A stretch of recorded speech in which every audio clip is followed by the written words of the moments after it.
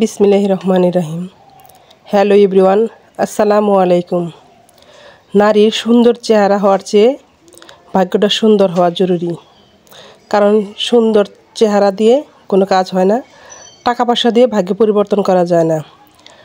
একটা মানুষ যদি খুবই সুন্দরী হয়, আল্লাহ তাআলা ওই গুণটি তাকে দিয়েছে, কিন্তু ভাগ্যের দিক দিয়ে হয়তো সে অনেকটা খারাপ।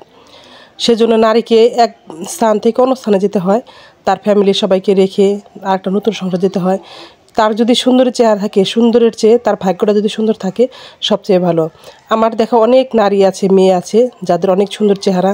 গ্রামের প্রায় 100 জনের মধ্যে 90 জনই তাদের বিয়ের প্রস্তাব আনে, তাদেরকে ভালো জায়গায় বিয়ে দিবে এরকম পরে এক সময় বাঁচতে বাঁচতে এমন এক ছেলের সাথে বিয়ে হয়, তার জীবনটা একদম অতিষ্ঠ হয়ে পড়ে, শেষ পর্যন্ত তাকে স্বামীর সংসার ত্যাগ করে আসতে হয়।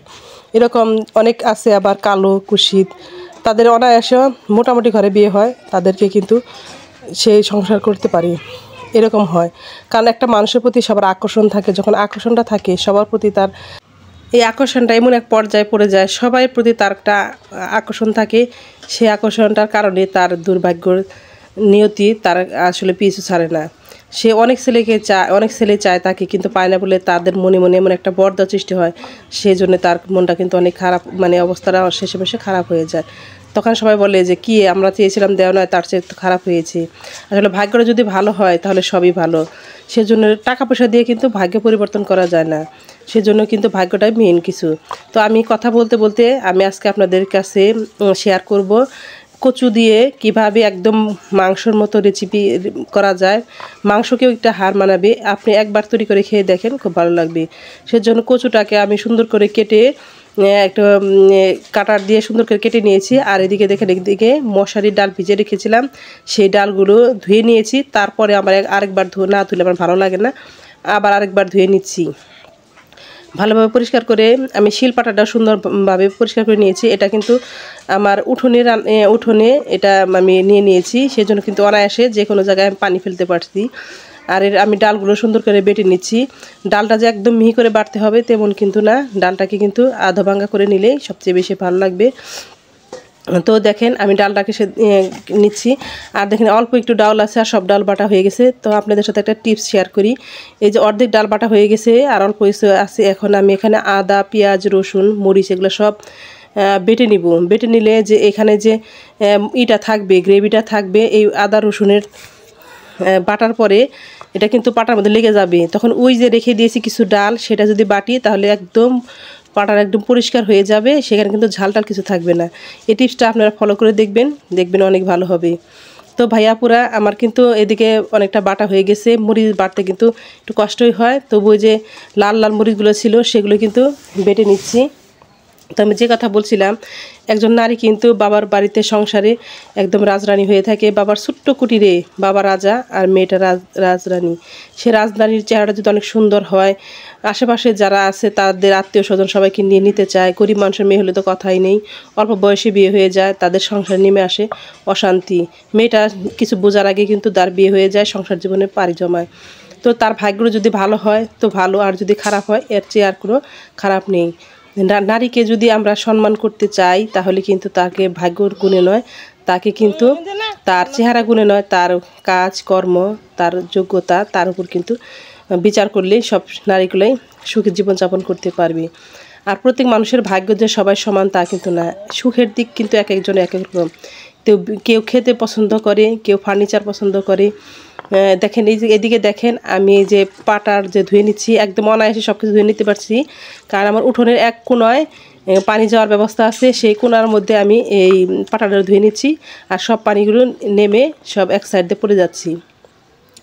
তো ভাইয়াপুরা যারা যারা এই পর্যন্ত আমার সাথে আছেন, প্লিজ একটা লাইক দিয়ে দিবেন। হয়তো অনেকেই ভুলে যান লাইক দিতে, অনেক সময় আমিও কিন্তু দেখতে দেখতে কাজের ব্যস্ততায় অনেক সময় ভুলে যাই। আর আমার কথায় যদি আপনাদের কোনো কষ্ট হয় তাহলে ক্ষমা সুন্দর দৃষ্টিতে দেখবেন। এদিকে দেখেন আমি ডালগুলো বেটে নিয়েছি, আর এই যে ভিজে লবণ হলুদ দিয়ে কচুটাকে ভেজে রেখেছিলাম সেটা আমি চিপে চিপে নিচ্ছি। আর এখানে দেখেন আমি সব মশলা টশলা সব কিছু দিয়ে দিচ্ছি, আটা দিয়ে দিচ্ছি। আটা, এখানে সরি চাউলের গুঁড়া দিয়ে দিচ্ছি, লবণ, হলুদ, মরিচ তো দিয়ে দিয়েছি, আর একটু হালকা পরিমাণ মরিচ দিয়ে দিয়েছি, হলুদ দিয়ে দিয়েছি, আদা বাটা তো সব এখানে আগে বেটে নিয়েছি। আর কিছু দেখেন চানাচুর আছে, সেটাও কিন্তু আমি এখানে দিয়ে দিয়েছি, তো একটু বেশি ভালো লাগবে বলে। আর কিছু আমি বাদাম রেখেছি, বাদামগুলো একটু তেলে গরম করে এটার সাথে মিশিয়ে দিব, যখনই কামড় দেওয়া হবে তখন কিন্তু খুবই টেস্ট লাগবে। আমি বড়াগুলো একটু এই যে বাদামগুলো আমি একটু কাঁচা বাদাম সেটা একদম খোসা ছাড়িয়ে নিয়েছি, এই বাদামগুলো আমি দিয়ে দিব। আর এদিকে দেখেন কথা বলতে বলতে আমি কিন্তু ভেজেও নিয়েছি। আর যদি আমি সমস্ত কিছু দেখাতে যাই অনেক দেরি হয়ে যাবে, ভিডিওটা অনেক বড় হয়ে যাবে। একটা টান ভেজে নিয়েছি, আর অফ ক্যামেরায় কিন্তু আমি বাদামটা ভেজে নিয়েছি, বাদাম ভেজে এর সাথে মিশিয়ে তারপরে কিন্তু এগুলা বানিয়ে নিচ্ছি। তো তেলটা অনেকটা কমে এসেছে, পরে সামান্য কিছু তেল আবার যোগ করলাম, দিয়ে তারপরে কিন্তু আমি এই বড়াগুলো আবার দিয়ে দিচ্ছি। দেখেন কতটা স্পিডে আগুন জ্বলছে। আসলেও একটা সমস্যা কি, রান্না করতে গেলে এক সময় অনেক আগুন উঠে, আবার অনেক সময় একটু নিভে যায়। লাকড়ির চুলা এরকম অনেক উঠছে, আবার দেখেন কিছুক্ষণ পর আবার নেমে যাচ্ছে। সেজন্য আমি একটা লাকড়ি উপরে উঠিয়ে নিলাম, নিয়ে একটু রেখে দিলাম, একটু তাপটা কমলে আবার লাকড়িটা আবার দিয়ে দিব। তো দেখেন আমি সবগুলো বড়া অনেকগুলো বড়া একসাথে দিয়ে দিয়েছি, আস্তে আস্তে সব উল্টে পাল্টে ভেজে নিব, তারপর কিন্তু এটাকে আমি রান্না করে নিব।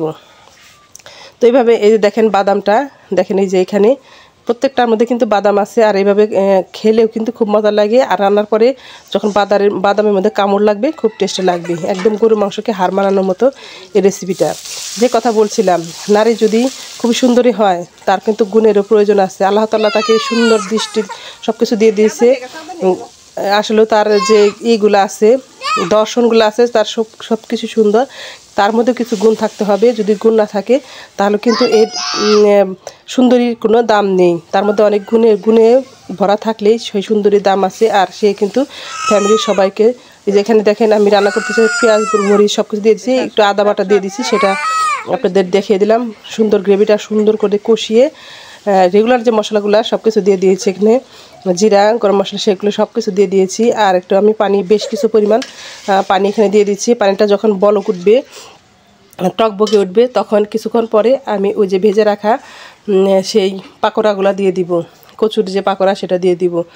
এটা আমি এর আগেও করে খেয়েছি, আমার খুব ভালো লেগেছে, আপনাদেরকে শেয়ার করলাম। আপনারা খেয়ে দেখবেন যে একদম দেখতে মাংসের মতো, কেউ কিন্তু ধরতেই পারবে না এটা আপনি কচু দিয়ে বানিয়েছেন। যখন কেউ খাবে, খাওয়ার পরে বুঝতে পারবে এটা আসলে মাংস না, এটা কচু বুঝতে পারবে না, এটা একটা কি বলতেই পারবে না কেউ এটা কি আছে। তো বলছিলাম যে কথা, নারীদের প্রত্যেক নারী কিন্তু চায় যে তার সুখে সুন্দর একটা জীবন যাপন করার জন্য, সবাইকে আপন করে নেওয়ার জন্য। আসলে তার ভাগ্যটা যদি খারাপ থাকে কিচ্ছু করার নেই, টাকা পয়সার বিনিময়ে কিন্তু ভাগ্যকে পরিবর্তন করা সম্ভব নয়। আল্লাহ তাআলা সুন্দর নারীর চেয়ে, সুন্দর চেহারার চেয়ে তার সুন্দর ভাগ্যটা যদি দেয় তাহলে অনেক সুন্দর। অনেক মেয়ে আছে অচল অবস্থায় আছে, তাদের কিন্তু অনেকে বাবা মা চিন্তা করে যে এই মেয়েটার কি অবস্থা হবে, একটু অসুস্থ থাকে বা একটু প্রতিবন্ধী থাকে বা একটা অঙ্গ কম থাকে, তাদের নিয়ে চিন্তা ভাবনা করে। আল্লাহ তাআলা চিন্তা বলে যে তোমার চিন্তা করতে হবে না, চিন্তা আমি করে রেখেছি। তার ভাগে এত সুন্দর হাজব্যান্ড আল্লাহ জুটিয়ে দেয়, তার আসলে ভাগ্যটা অনেক সুন্দর হয়। আর অনেক সুন্দরী মেয়ে আছে, তাদের ভাগ্যে অনেকটা কষ্টের হয়, অনেক হাজব্যান্ড মারধর করে, শ্বশুর শাশুড়ি নির্যাতন করে। আসলে সেটাই বড় কথা, ভাগ্যটা যদি সুন্দর হয় সবই কিন্তু সুন্দর। এদিকে দেখেন আমি লাকড়ি দিয়ে রান্না করছি, দেখেন আপনারা কি কেউ মনে হয় লাকড়ি দিয়ে রান্না করেন না? আমি সব সময় কিন্তু লাকড়ি দিয়ে রান্না করি। আমার বাড়ির চারিপাশে অনেক লাকড়ি আছে, আর গ্রামের বাড়িতে সবাই বেশিরভাগই লাকড়ি দিয়ে রান্না করে। এদিকে আমার রান্না হয়ে গেছে, আমি প্লেটে সার্ভ করে দিচ্ছি, আর সবাইকে খাওয়ার জন্য সব বেড়ে দিচ্ছি। তো এ পর্যন্ত যারা আছেন, যারা আমার নতুন ভিজিট করছেন, তাদের কাছে অনুরোধ রইল চ্যানেলটাকে সাবস্ক্রাইব করে দিবেন, অল বাটনটি প্রেস করে দিবেন। আর আমি যখন ভিডিও ছাড়ব নোটিফিকেশন পৌঁছে যাবে আপনার কাছে, সময় এবং সুযোগ বুঝে দেখে নিতে পারবেন। আর দেখেন কত সুন্দর হয়েছে। কেউ কি বলতে পারবে এটা মাংস না অন্য কোনো কিছু? আমি আপনাদের ভাইয়ার জন্য প্লেটে সার্ভ করে দিচ্ছি, সে একটু আসতে দেরি হচ্ছে। আমি সব কিছু খাবারগুলো বেড়ে এই 5-10 মিনিটের মধ্যে এসে পড়বে। আর সাথে কিন্তু ওই আমলকির আচারটাও দিয়ে দিয়েছি। আর নিজের জন্যও কিছুটা বেড়ে নিব, আপনার ভাইদের রেখে আমার বেড়ে নিয়ে আমি নিজেও খাওয়া শুরু করে দিব। আপনাদের দেখাবো, ভেঙে একটা দেখাবো কত সুন্দর হয়েছে। তো সবাই অনেক অনেক বেশি ভালো থাকবেন, সবার প্রতি অনেক। দেখেন এই যে বড়াটা দিয়ে খেয়ে নিচ্ছি, খেয়ে নিয়ে তারপরে কিন্তু আমি ওই যে অরিজিনাল যে মাংস না, ডুপ্লিকেট যে মাংস, সেই মাংসটা দিয়ে কিন্তু আমি যে দেখেন কত সুন্দর, এই যে একদম মাংসের মতো নরমও হয়েছে, ভিতরে গ্রেভিতে পরিপূর্ণ। এটা খেয়ে নিচ্ছি। তো সবাই অনেক অনেক ভালো থাকবেন। সবার প্রতি শ্রদ্ধা এবং ভালোবাসা জানিয়ে আমি আমার আজকের ভিডিওটিকে শেষ করছি। আল্লাহ হাফেজ, আসসালামু আলাইকুম।